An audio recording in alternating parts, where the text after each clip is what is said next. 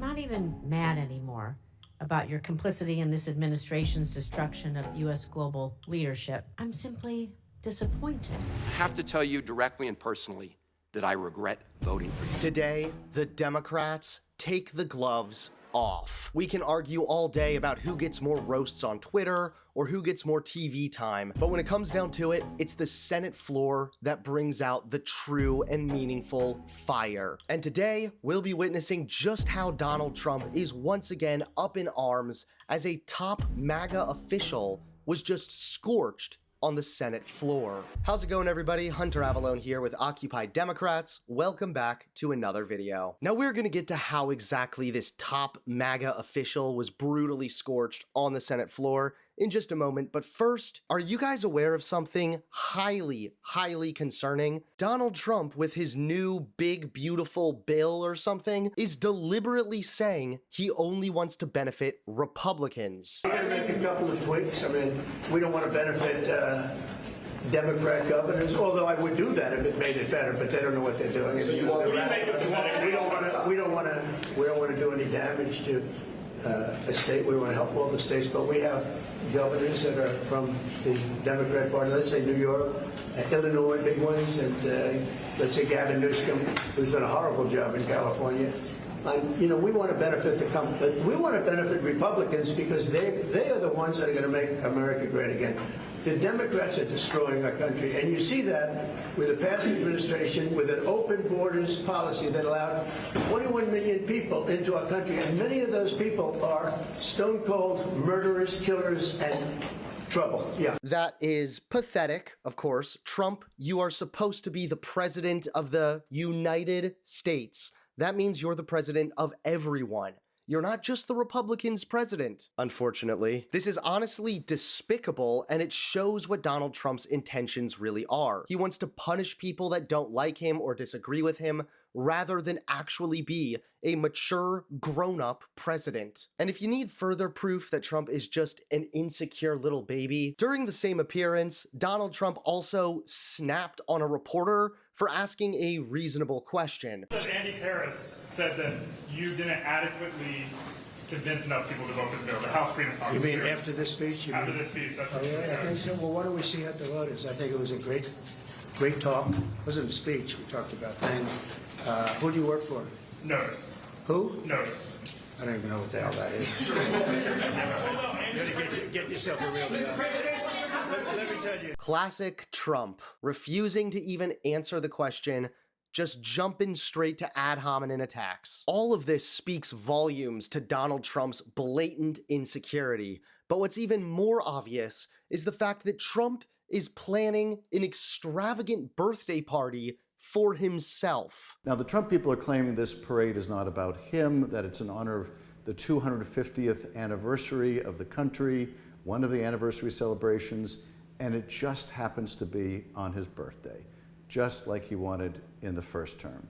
Well, if you believe that, I've got a used tank I'd like to sell you. But here's the thing, the cost of this is going to be in the tens of millions of dollars for you, the taxpayer. That's what it's going to cost to bring all of those tanks and all of those aircraft, and to bring all those troops, thousands of troops, to march down the streets in front of Donald Trump.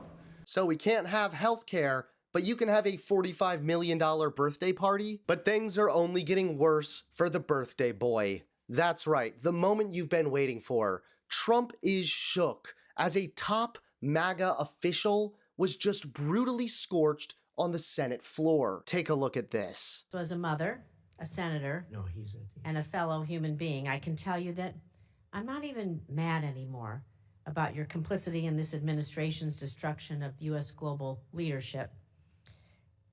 I'm simply disappointed. And I wonder if you're proud of yourself in this moment when you go home to your family, because I've always found you, Senator Rubio, to be a bipartisan, pragmatic partner, a true believer that the U.S. is stronger when we lead with diplomacy and development. You have a strong record on this, but I don't recognize Secretary Rubio. A stalwart support of Israel, you've watched this administration abandon Saudi normalization with Israel in order to pursue business deals. You were once a fierce critic of Vladimir Putin, But you sat idly by as the president berated the elected leader of Ukraine for not capitulating to Russia. I don't know anything about it. I didn't even know there was a dinner on Thursday night, so I'm not sure what you're referring to. So you don't know whether any of the foreign individuals who are going to be meeting with the president this Thursday night, for instance, are on our list of sanctioned individuals, or whether any of those individuals have connections to, let's say, terrorist organizations abroad? Well, I think if they had terrorist links, the Department of Homeland Security probably would not allow them into the country. But again, I don't even know there is a dinner on Thursday. You're asking me about something I don't know about. Well, but listen, this is a dinner that the president is having. It is likely going to involve some very significant foreign interests. You have to be pretty wealthy in order to be able to get inside this dinner. Isn't that a relevant question for the Secretary of State? Yeah, I'm not the social Which foreign secretary, interests are going to be speaking to the president? I mean, it's kind of naive to believe that they aren't going to be in that room talking about national security matters. Well, I don't think that that's the case at all, because I would be aware if it was the case. The truth of the matter is I interact with government officials and others in governments of other countries. That's what I don't say. You're asking me about a dinner I don't know anything about. I can't answer you because I don't know anything about this dinner. It's the first I heard of it. Like I said, I don't keep the president's social schedule. It's not on my phone. It's not in my pocket. I don't even know. I can't comment on a dinner I know nothing about. Yeah, I think that represents a real problem for this committee, because there's clearly a way around the State Department for foreign individuals of significant influence and wealth to be able to directly lobby the president of the United States. But I don't think your that's answer fair. is that you don't know this is happening. Well, I don't know that there's that a dinner. in and of itself is. I don't know that there's a dinner, and I don't know what the guest list is. But I have to tell you directly and personally that I regret voting for you for Secretary of State. I yield back. May I respond?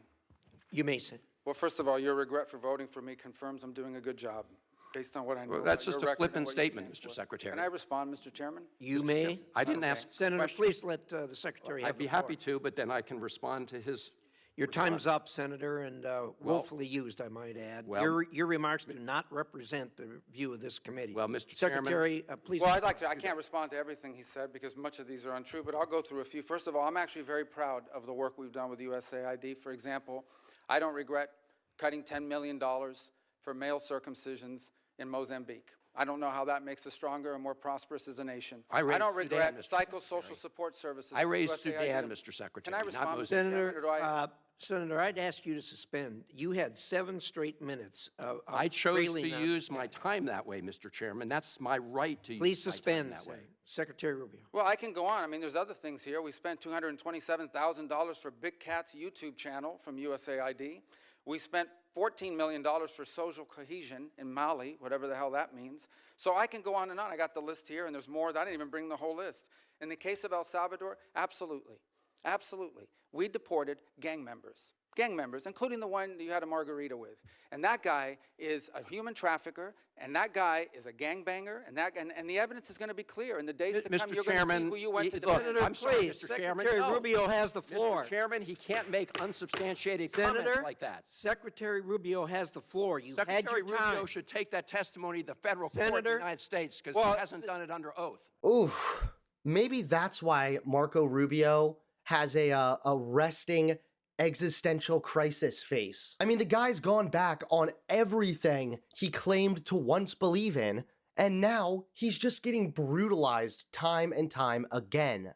It's absolutely humiliating, but then again, it's humiliating for all of us that these are the people currently in charge.